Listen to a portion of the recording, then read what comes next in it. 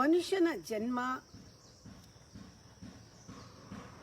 ಮನುಷ್ಯರಾಗಿದ್ದೀವಲ್ಲ ಅನ್ನೋದು ಒಂದು ಅರಿವಿನಲ್ಲಿ ಗೊತ್ತಾದಾಗ ಒಂದು ಹೆಮ್ಮೆ ಆಗುತ್ತೆ. ಇದಕ್ಕಿಂತ ಭಾಗ್ಯ ಪುಣ್ಯ ಬೇಕಾ? ಯಾಕೆಂದರೆ ಮನುಷ್ಯನಿಗೆ ಮಾಯೆಯನ್ನು ತಿಳ್ಕೊಳ್ಳೋ ಶಕ್ತಿ ಇರೋದು, ಮತಿ ಇರೋದು, ಬುದ್ಧಿ ಇರೋದು. ಮಾಯೆ ಅಂತ ತಿಳ್ಕೋಬೇಕಷ್ಟೇ, ಅದರಿಂದ ಓಡೋಗ್ಬೇಕಾಗಿಲ್ಲ. ಯಾಕೆಂದರೆ ದೇಹನೂ ಮಾಯೇನೆ, ಮನಸ್ಸೂ ಮಾಯೇನೆ, ಎಲ್ಲವೂ ಮಾಯೆ. ಆ ಮಾಯೆ ಅಂತ ತಿಳ್ಕೊಳ್ಳೋ ಸತ್ಯ ಮನುಷ್ಯನಿಗೆ ಸಾಧ್ಯ. ಆ ಮತಿ, ಆ ಬುದ್ಧಿ ಶುದ್ಧವಾದ ಬುದ್ಧಿಯಿಂದ ಇದು ಮಾಯೆ ಅಂತ ತಿಳ್ಕೊಂಡ್ರೆ ಅದಕ್ಕಿಂತ ಉತ್ತಮವಾದ ಸತ್ಯ ಬೇರೆ ಇಲ್ಲ. ಮಂಕುತಿಮ್ಮನ ಕಗ್ಗದಲ್ಲಿ ಹೇಳ್ತಾರೆ, ನೀನೇನು ಮೋಕ್ಷಕ್ಕೆ ಆತರ ಪಡಬೇಕಾಗಿಲ್ಲ, ನಿನಗೆ ಮತಿ ಇದೆ, ಬುದ್ಧಿ ಇದೆ, ನಿನಗೆ you are entitled to have that freedom, liberation ನಿನಗೆ ಸಿಗತ್ತೆ. ನೀನು ಮನುಷ್ಯ ನೀನು. ಆದರೆ ಒಂದು ಮಾಡಬೇಕು, ಜಗತ್ತು ಮಾಯೆ. ಆ ಜಗತ್ವ ಅಂತ ಏನಿದೆ, ಆ ಜಗತ್ವ ಅನ್ನೋದು ನಾವು ಗ್ರಹಿಸೋದ್ರಲ್ಲಿದೆ. ಜಗತ್ತನ್ನು ಯಾವ ರೀತಿ ಗ್ರಹಿಸ್ತೀವಿ ಅನ್ನೋದ್ರಲ್ಲಿದೆ. ಇದೊಂದು ಮಾಯಾ ವಿಚಿತ್ರ ಜಗತ್ತು. ಅದನ್ನು ನಾವು ನಮ್ಮ ಕರ್ಣಗಳಿಂದನೇ ನಾವು ಪರ್ಸೀವ್ ಮಾಡೋಕ್ಕೆ ಸಾಧ್ಯ. ಇಂದ್ರಿಯಗಳು, ನಮ್ಮ ಕರ್ಣಗಳು ಅಂದರೆ ನಾವು ಕಣ್ಣಲ್ಲಿ ನೋಡ್ತೀವಿ, ಆ ಮಾಯಾ ಪ್ರಪಂಚವನ್ನು ಗ್ರಹಿಸ್ತೀವಿ. ಕಿವಿನಲ್ಲಿ ಕೇಳ್ತೀವಿ, ಗ್ರಹಿಸ್ತೀವಿ. ಮೂಸ್ತೀವಿ, ಗ್ರಹಿಸ್ತೀವಿ. ರುಚಿ ನೋಡ್ತೀವಿ, ಗ್ರಹಿಸ್ತೀವಿ. ಪಂಚ ಇಂದ್ರಿಯಗಳು ನಮ್ಮ ವೇದ್ಯವಾಗಿ ನಾವು ಅದನ್ನು ತಗೊಳ್ತೀವಿ. ನಮ್ಮ ಜ್ಞಾನ, ಜಗತ್ತಿನ ಜ್ಞಾನ ಏನು, ಕರ್ಣವೇದ್ಯವಾದದ್ದು. ಸ್ವಲ್ಪ ಹೊತ್ತು ಈ ಮಾಯೆಯೆಲ್ಲ, ಈ ಇಂದ್ರಿಯಗಳಿಂದ ತಗೊಂಡಿದ್ದೆಲ್ಲ, ಗ್ರಹಿಸಿದ್ದೆಲ್ಲ ಪಕ್ಕಕ್ಕಿಡೋದೇ ಧ್ಯಾನ ಅಲ್ವಾ? ಮಾಯೆಯನ್ನು ಮಾಯೆ ಅಂತ ತಿಳ್ಕೊಂಡು ಪಕ್ಕಕ್ಕಿಟ್ಟಾಗ ಇಮ್ಮಿಡಿಯೇಟಾಗಿ ಮೆಡಿಟೇಷನ್ ಆಗುತ್ತೆ. ಈ ಎಲ್ಲಕ್ಕೂ ಒಂದು ಆಕಾರ ಇದೆ, ರೂಪರೇಖೆಗಳಿದೆ, ಫಾರ್ಮ್ ಇದೆ, ನೇಮ್ ಇದೆ, ಎಲ್ಲ ಇದೆ. ಇದು ನೇಮ್ ಆ್ಯಂಡ್ ಫಾರ್ಮ್ ಇದೆ. ನಾವೇ ಕೊಟ್ಟಿರೋದು ಈ ಸಂಕೇತಗಳನ್ನೆಲ್ಲ ಅರ್ಥ ಮಾಡ್ಕೊಳ್ಳೋಕ್ಕೆ. ಆ್ಯಪಲ್ಲು ಬೇರೆ, ಫ್ರೂಟಿಂದ ಬೇರೆ ಅನ್ನೋಕ್ಕೊಂದು ಹೆಸರಿಡಬೇಕು. ಇದು ಆರೆಂಜು, ಇದು ಆ್ಯಪಲ್, ನಾವೇ ಮಾಡಿರೋದು ಎಲ್ಲನೂ. ಸ್ವಲ್ಪ ಹೊತ್ತು ಪಕ್ಕಕ್ಕಿಡೋದನ್ನೆಲ್ಲ. ಮಿಕ್ಕಿದ್ದೇನು? ಮಾಯೆನ ಪಕ್ಕಕ್ಕಿಟ್ಟಾಗ ಮಿಕ್ಕಿದ್ದಕ್ಕೆ ರೂಪರೇಖೆಗಳಿಲ್ಲ. ಅದೇನು? ಅದು ಕಣ್ಣು ಕಾಣಲ್ಲ, ಅದು ಈ ಇಂದ್ರಿಯಗಳಲ್ಲಿ ಗೋಚರವಾಗಲ್ಲ. ಸ್ವಲ್ಪ ಹೊತ್ತು ಇಂದ್ರಿಯ ಕೆಲಸ ನಿಲ್ಲಿಸಿದಾಗ, ಸ್ತಬ್ಧವಾದಾಗ, ನೀನು ಬುದ್ಧಿನ, ನಿನಗೆ ಮತಿ ಇದೆಯಲ್ಲ, ಸ್ವಲ್ಪ ಹೊರಗೆ ಒಳಗಡೆಗೆ ಆ ಕಡೆಗೆ ತಿರುಗಿಸು, ರೂಪರೇಖೆಗಳಿಲ್ಲದಿರೋ ಕಡೆ ತಿರುಗಿಸು. ಅದೇ ಧ್ಯಾನ. ಜಗದೀ ಜಗತ್ವವನು ಮಾಯಾ ವಿಚಿತ್ರವನು ಒಗೆದಾಚೆ ಬಿಸುಡೆಲ್ಲ. ಸ್ವಲ್ಪ ಹೊತ್ತು ಪಕ್ಕಕ್ಕಿಡು. ಒಗೆದಾಚೆ ಬಿಸುಡೆಲ್ಲ ಕರ್ಣವೇದ್ಯವನು. ಕರ್ಣದಿಂದ ನೀನು ವೇದ್ಯ ಮಾಡಿದ್ದನ್ನೆಲ್ಲ, ಗ್ರಹಿಸಿದ್ದೆಲ್ಲ ಪಕ್ಕಕ್ಕಿಡು. ಜಗದೀ ಜಗತ್ವವನು ಮಾಯಾ ವಿಚಿತ್ರವನು ಒಗೆದಾಚೆ ಬಿಸುಡೆಲ್ಲ ಕರ್ಣವೇದ್ಯವನು. ಮಿಗುವುದೇಂ ರೂಪರೇಖೆಯೊಂದು ಮಿಲ್ಲದ ವಸ್ತು. ಏನು ಮಿಗುತ್ತೆ? ಎಲ್ಲ ಮೈನಸ್ ಮಾಡಿದ್ರೆ ನಥಿಂಗ್. ರೂಪರೇಖೆಗಳಿಲ್ಲದೆ ಇರೋ ವಸ್ತು. ಹೋಗಿ ಸಾ ಕಡೆಗೆ ಮತಿಯ, ನಿನ್ನ ಮತಿ ಆ ಕಡೆಗೆ ತಿರುಗಲಿ. ಯಾಕೆಂದರೆ ನಿನ್ಗೊಬ್ಬನಿಗೆ ಮತಿ ಇರೋದು ಈ ಸೃಷ್ಟಿನಲ್ಲಿ. ಅಂಥ ಭಾಗ್ಯವಂತ ನೀನು. ಹೋಗಿ ಸಾ ಕಡೆಯ ಮತಿಯ ಮಂಕುತಿಮ್ಮ. ಎಷ್ಟು ಚೆನ್ನಾಗಿದೆ ನೋಡಿ. ಆ ಜಗತ್ವವನ್ನು ಬಿಡಬೇಕು. ಮಾಯಾ ವಿಚಿತ್ರವಾದ ಜಗತ್ವ ನಾವು ಏನನ್ನು ಪರ್ಸೀವ್ ಮಾಡಿದೀವ, ಒಗೆದಾಚೆ ಬಿಸುಡೆಲ್ಲ ಕರ್ಣವೇದ್ಯವನು. ಮಿಗುವುದೇಂ ರೂಪರೇಖೆಯೊಂದು ಮಿಲ್ಲದ ವಸ್ತು. ಹೋಗಿ ಸಾ ಕಡೆಗೆ ಮತಿಯ ಮಂಕುತಿಮ್ಮ.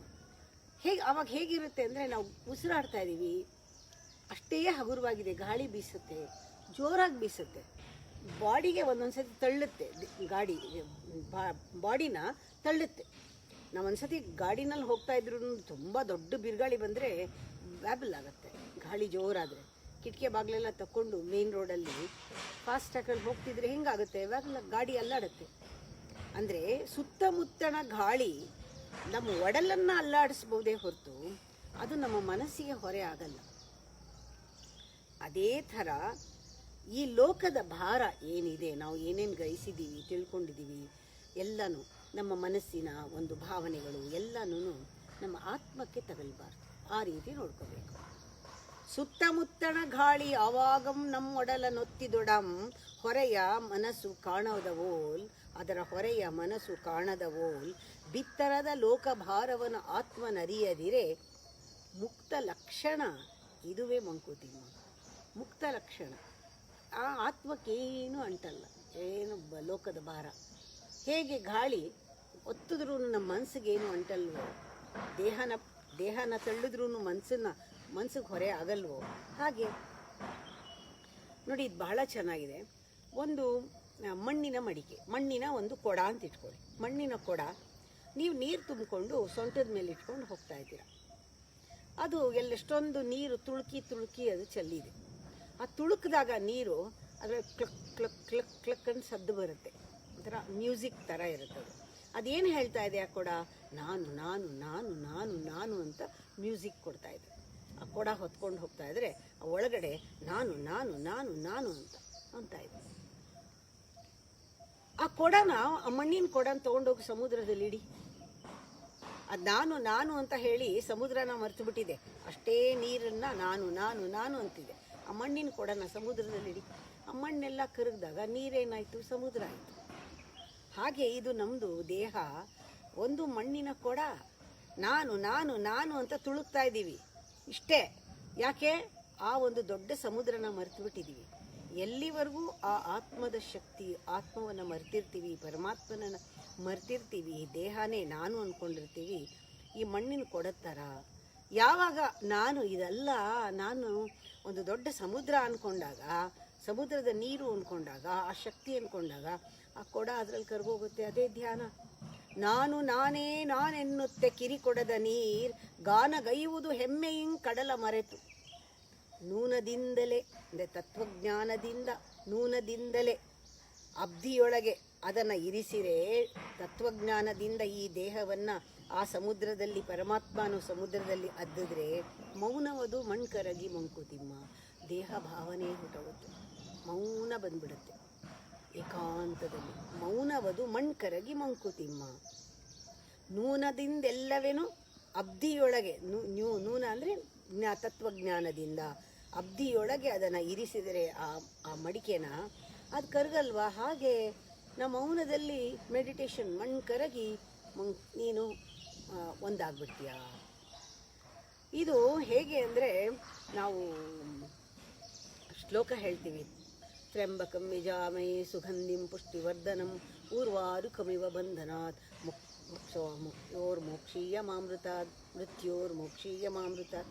ಹೇಗೆ ಆ ಒಂದು ಹಣ್ಣು ಪೂರ್ತಿ ಪಕ್ವವಾದ ಮೇಲೆ ಟಪ್ ಅಂತ ಕೆಳಗಡೆ ಉದುರುತ್ತೋ ಹಾಗೆ ಬಿಡಿಸ್ಕೊಂಡ್ಬಿಡಬೇಕು ಅಂತ ಅರ್ಥ. ಎಷ್ಟು ಆಳವಾಗಿದೆ. ಹಾಗೆ ನಾವು ಒಂದೊಂದು ದಿವಸ ಕೈಲಿ ಪುಸ್ತಕ ಇಟ್ಕೊಂಡು ಕೂತಿರ್ತೀವಿ, ಓದ್ತಾ ನಿದ್ದೆ ಬಂದುಬಿಡುತ್ತೆ. ಆ ಪುಸ್ತಕ ಜಾರಿ ಕೆಳಗೆ ಬೀಳುತ್ತೆ. ಹಾಗೆ ಪಕ್ವ ಫಲ ಕೆಳಗೆ ಬೀಳೋದು. ನಮ್ಮ ನಿದ್ದೆ ಮಾಡ್ತಾ ಇದ್ದಾಗ ಪುಸ್ತಕ ಹೇಗೆ ಬಿದ್ದೋಗುತ್ತೋ ಹಾಗೆ ಪಕ್ವ ಫಲ ಈ ಮರದಿಂದ ಹಾಗೆ ಬೀಳೋದು. ನಮಗೂ ಕೂಡ ಜ್ಞಾನ ಬಂದಾಗ ಸಂಕಲ್ಪ, ನಮ್ಮ ನಿಯಮಗಳು, ಇಳೆಯ ಸಂಬಂಧಗಳು ಎಲ್ಲವೂ ಕೂಡ ಹಾಗೆಯೇ ತಾನು ಸಡಿಲವಾಗುತ್ತೆ. ಯಾವಾಗ?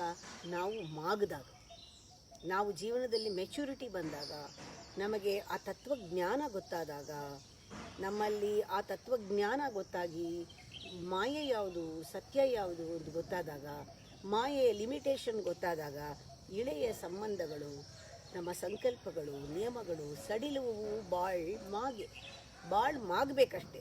ಮಲಗಿದೋದುಗನ ಕೈಯ ಹೊತ್ತಿಗೆಯು ನಿದ್ದೆಯಲಿ ಕಳಚಿ ಬೀಳುವುದು.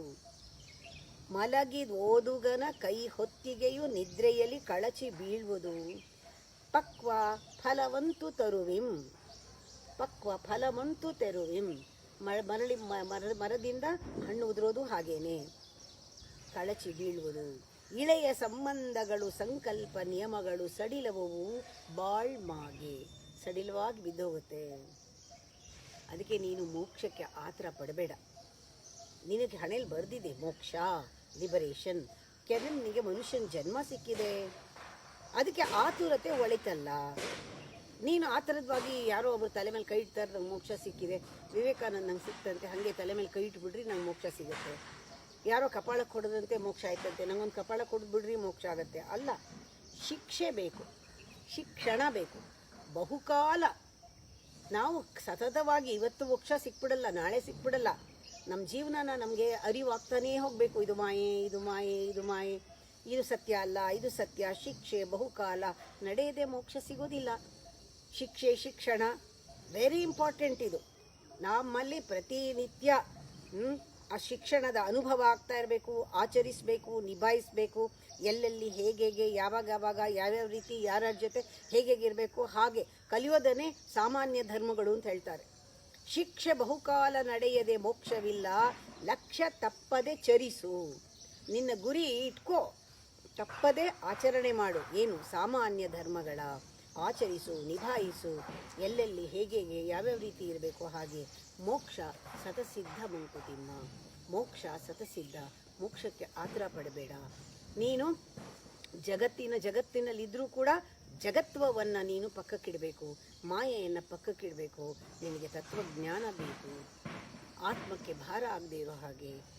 ಗಾಳಿ ಹೇಗೆ ದೇಹನ ಮಾತ್ರ ಮುಟ್ಟುತ್ತೆ, ಹಾಗೆ ಮನಸ್ಸನ್ನು ಮುಟ್ಟಲ್ಲ. ಹಾಗೆ ಲೋಕದ ವಿಚಾರ ನಮ್ಮ ಮನಸ್ಸಿಗೆ ಬಂದರೂ ಕೂಡ ಆತ್ಮಕ್ಕೆ ತಗಲ್ಬಾರ್ದು ಅಂತ.